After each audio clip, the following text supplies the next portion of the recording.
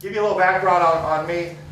I started getting letters. I thought for sure I was going to have my scholarship locked up because my high school coach told me everyone wanted me, and I had the posters and the letters in my bedroom that I was getting every day of all the schools and the cheerleaders and all that. And I thought there was no way I was going to pick my school. And that's the problem, is when colleges send out letters, and they can do that. I'll give you an example.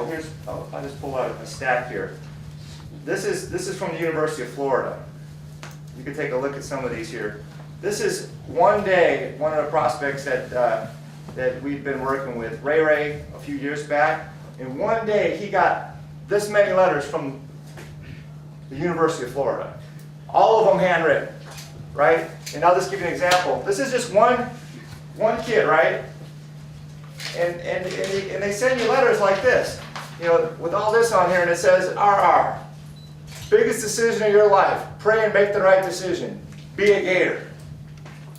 So you think about in one instance, a kid in one day can get this kind of letters. Now, if you go back and kind of look at your position and where you're at, just because one kid is getting letters like this at the University of Florida, the opposite end of the spectrum is the kid that wants to play, that has the grades, that has the desire. Florida's got millions of dollars to recruit with. Most of the other colleges don't. So what's going to happen is there's going to be some things that you're going to need to do to get yourself a competitive advantage to make sure these colleges know who you are. Problem is, yeah, good enough. Problem is, the schools don't know about you, and the right schools don't know about you, and that's some of the things that they're going to talk about today. What happened with me is I had all these hundreds of letters. My high school coach said those letters really don't mean anything. You just wait till they call you. Well, the problem is I didn't even fill out the questionnaires. I just figured they'd call me like magic, and I really missed the boat on that. So by the time my senior year came, I saw some other friends of mine that were getting recruited, that were getting official visits lined up. And I said, wait a minute, those are the same schools that were writing me.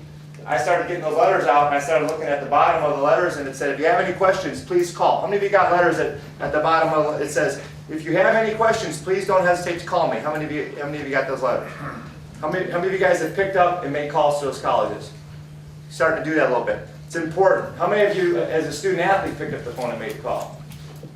Good man, good man. Think about that. That's a way you can start to, colleges, when I picked up the phone, I called the colleges, they said, hey, we're interested in you, but we didn't think you were interested in us. So put a videotape together and send it out. So my dad and I got the VCRs together, and we made a little highlight tape, and we sent it out and back to the colleges that said that they were still interested.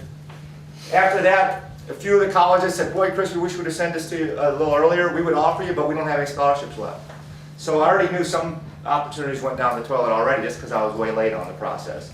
Well, fortunately, a few other colleges sent back some airplane tickets in the mail for official visits, and I was able to go to a couple colleges. The first time I ever flew on an airplane was down to Nashville, Tennessee, to Vanderbilt, and I got a scholarship offer on that official visit. So the idea is you need official visits. Official visits means you might get a scholarship. And that's where you're at. If you're not getting official visits, if they're saying just come to the camp on your dime or whatever, if they're talking official visits, that's the good indicator that you're probably going to offer. It doesn't guarantee you. It's the weekend you go on official visits. If the kids are going on official visits the first week, usually the kids will have an offer before they go on official visits. But that's some of the information, the inside information that these guys will be able to share with you to really see where you're at. So you're asking the right questions so you know you're not being put on that standby list, which college coaches put lots of kids on for standby. They want you to come to the camps. You know, are you going to the full camp or are you going to the one-day camp? Another question. The one-day camp means you can prorate it. It's going to cost you a little less money. It's going to give yourself a little, it's going to tell you you're in a little higher class of interest than if they just say, you know, come to the Michigan camp and you'll pay the full boat. So these are little techniques these guys will show you. So we put the video together, we sent it out. We ended up getting a scholarship.